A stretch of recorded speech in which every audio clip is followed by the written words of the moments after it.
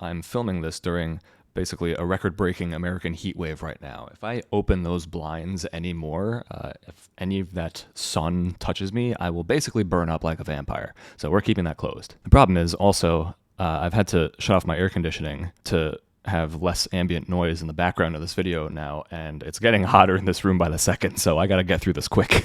Okay, so I've had to rewrite the script of this video twice now. Originally, I was thinking of just starting this small channel series of comparing the book and the movie that was made of the book, because the cliche is that the book is always better than the movie. Except earlier this year, I actually read a book that didn't fit this description. Lone Survivor is a memoir written by U.S. Navy SEAL Marcus Luttrell. It talks about his life and training and experience in the Hindu Kush Mountains during Operation Red Wings. He was the lone survivor of his four-man recon team that was ambushed on the mountains by an insurgent force led by a man called Ahmad Shah. The only reason Luttrell survived was because an Afghan local named Muhammad Gulab took him into his village and gave him food and shelter, according to the Pashtunwali cultural practice that was common in that area. So this memoir was originally written in 2007 and was made into a military action movie of the same name, starring Mark Wahlberg, right there, as Marcus Luttrell. Now, I actually like this movie a lot. In fact, it's one of my favorite war movies of all time, frankly. The combat scenes are tense and brutal and impeccably filmed with great cinematography and sound design throughout. It also highlighted the improbable but inspiring friendship of Luttrell and Gulab. Now, I watched the movie when it released, but I only got around to reading the memoir this year, and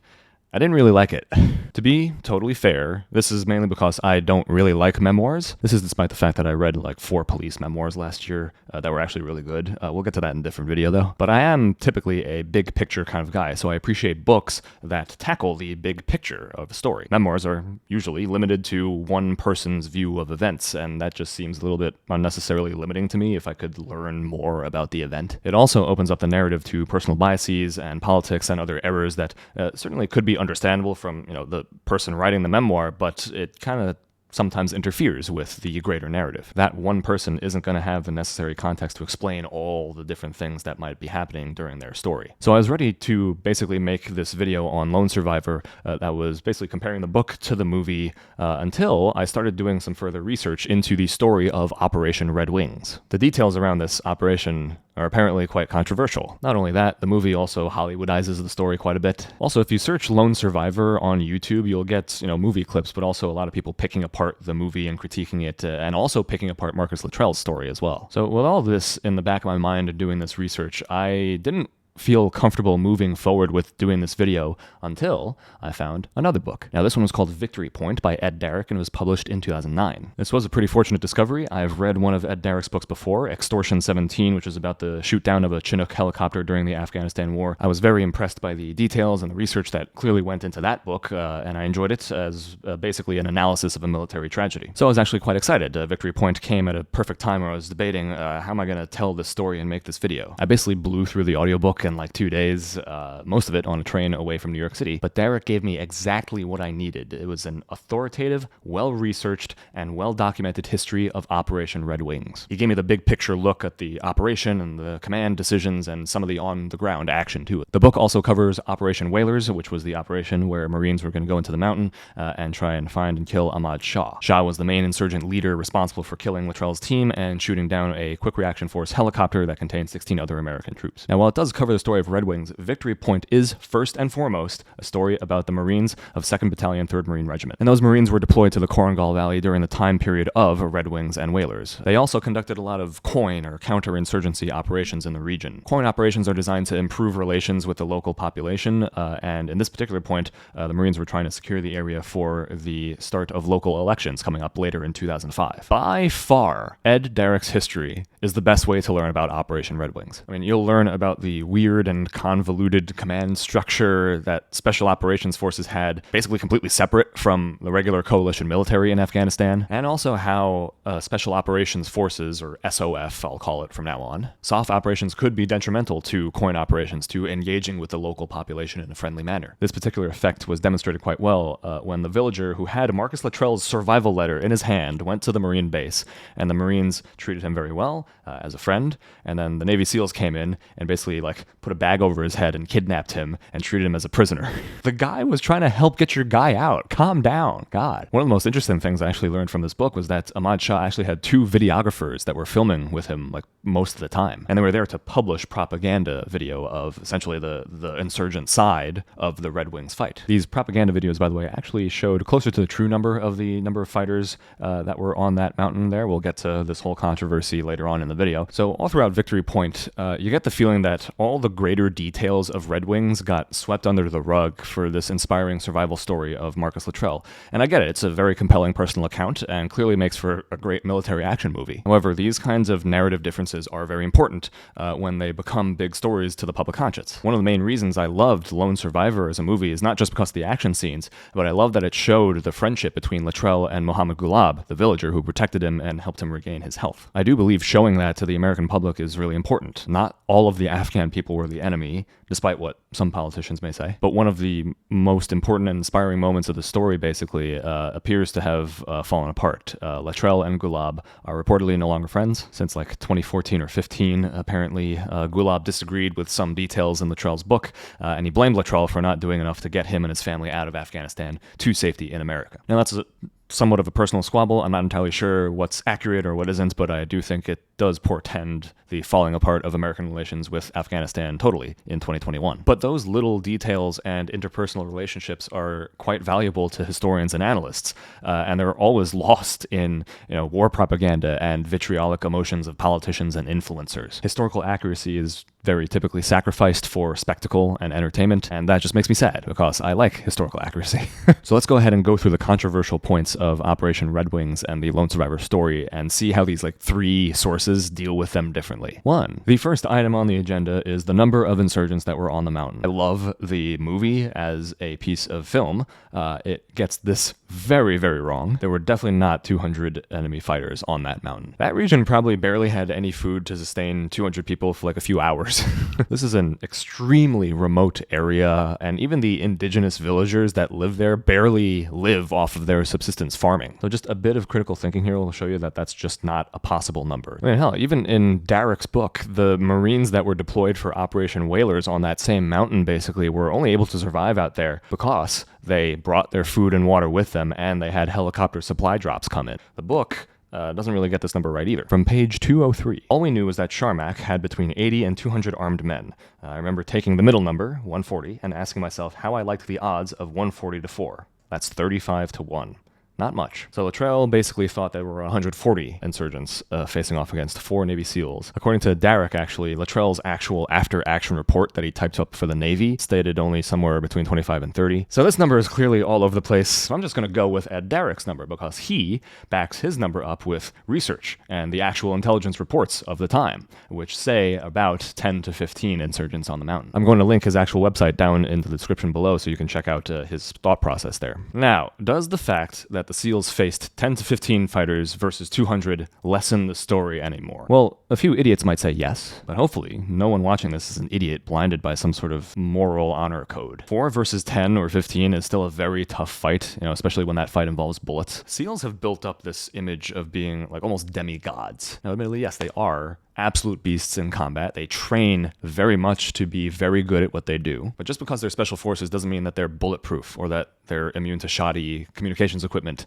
or they're actually superhuman. They're not. One bullet can kill a SEAL just like any other person. Now, it's certainly very possible that Luttrell felt like he was under attack by 140 insurgents, and Derrick actually addresses that in his book. It's basically a side effect of combat and effective fires directed against you. Even like 5 guys can feel like 50 if they place their rounds directly by your ear. And quite frankly, the armaments that Shah and his insurgents brought to this fight were definitely force multipliers. So according to the propaganda videos that Derrick viewed and is talking about in his book, Shah himself carried a PKM machine gun, and machine guns are meant to spit lots of rounds downrange to suppress the enemy. His team also had probably 2 guys armed with RPGs, and those explosions directed at infantry are going to be very intimidating. And then all you need is maybe like 6 other guys with just regular AK rifles shooting, and then you have the effect of, oh my god, there's 140 people shooting at me. And to be clear, this does not lessen the SEAL's skill or honor in any way. Like, that's still a hell of a team to face off with if you're just 4 guys with sniper rifles and a radio that doesn't work. But facts are facts, and I want to get to the truth of this story. There just were not 200 insurgents on that mountain. 2, there was definitely no like last-minute badass helicopter gun run to save Latrell's life in the village. That was the big Hollywoodized movie moment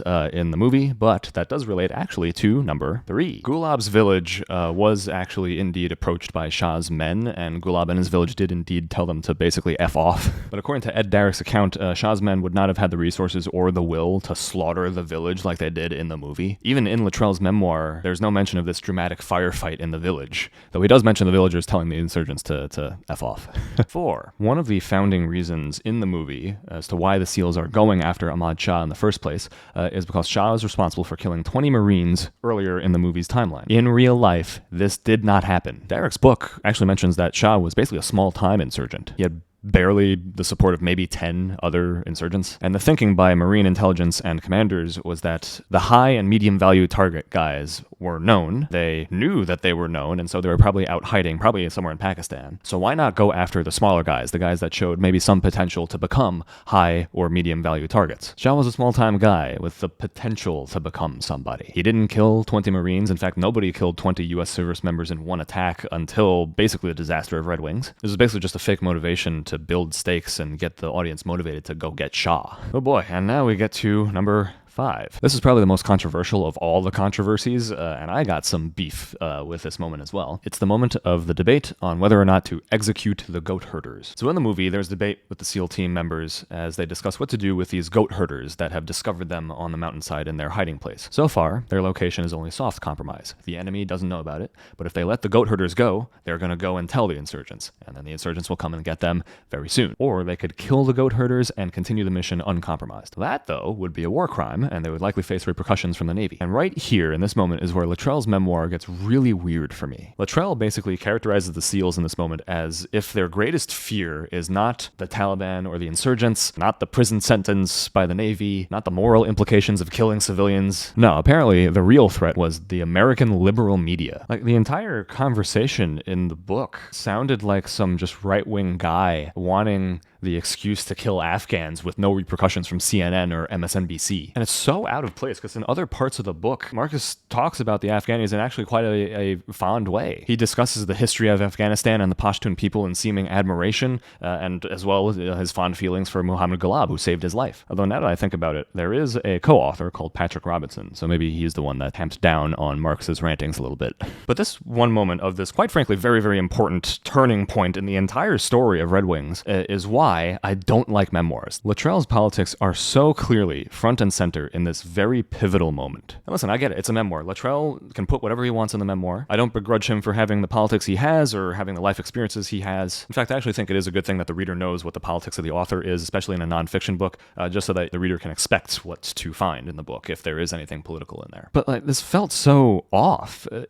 Was this really the moment in time to discuss this particular topic? I just had such a hard time processing the potential narrative that 4 super well-trained professional Navy SEALs, currently soft compromised on a dangerous mission out in the field, were actually discussing what they would look like on television back at home. They were worrying about what journalists and the mainstream media were going to say about them. It was so jarring and bizarre, I just couldn't believe it. And maybe it's a good thing that I didn't believe it, because it turns out that others have come out and criticized that same exact part of the book. Sean Naylor, who is an author of a book I read years ago about JSOC, interviewed a Navy lieutenant who was flabbergasted. He was also confused at the team even taking into consideration killing civilians, or even putting the thought up to a vote. Michael Murphy, who was the leader of that recon team, would never have put it up to a vote. It's the military. It's a hierarchy. You don't vote on mission objectives. The other person who also criticized this part of the book was Murphy's father, Dan, and he stated that the narrative nearly painted his son as a potential war criminal and that he would never believe that his son would even consider executing civilians. So somehow the movie scene of this particular moment seems more realistic than the allegedly non-fiction memoir.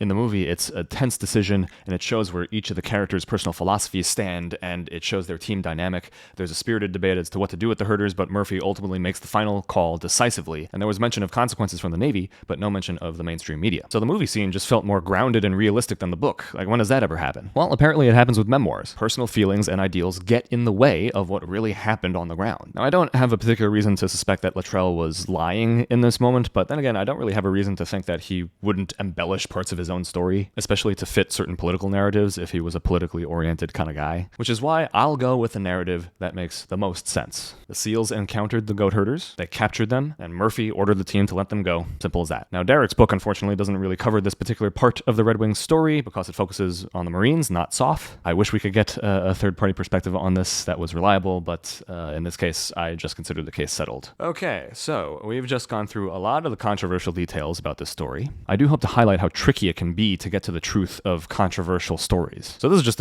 basically a weird personal rabbit hole that I've fallen into in the past month or two. I still love Lone Survivor as an action movie. It's a great film, but it is very incorrect in the details, and it's also basically a piece of war propaganda. Most war films are. Lone Survivor, the memoir, is a book riddled with personal biases and politics and weird inconsistencies that muddle the genuinely incredible story that's here. And it just kind of resulted in a somewhat disappointing read for me. I think I gave this a 3 out of 5 stars on Goodreads, which is eh. So honestly, if this is going to be the start of the book versus movie series on this channel, I think I have to say that the movie is better than the book. And that in itself is its own rather remarkable takeaway from this whole thing. But what I absolutely do recommend, without a doubt, is Ed Dyrick's Victory Point. It's just better than the memoir in basically every conceivable way, except if you yourself are a particular memoir kind of person, I guess. It's a more comprehensive military history experience than the movie, which was made and advertised as an action war movie. You're going to watch that movie to see firefights and explosions and the idealized vision of American heroism and sacrifice. But you're not there to learn the true nature of Red Wings. Ed Dyrick's book does that. But wait, we're still not done. Because you may have noticed in the title of this video that I mentioned something about 32 missing pages of Lone Survivor. Well, the reason I mentioned that is because I'm not kidding. There are 32 pages missing from this actual copy of Lone Survivor. It just adds another element of weirdness to it, and it does not improve my opinion at all of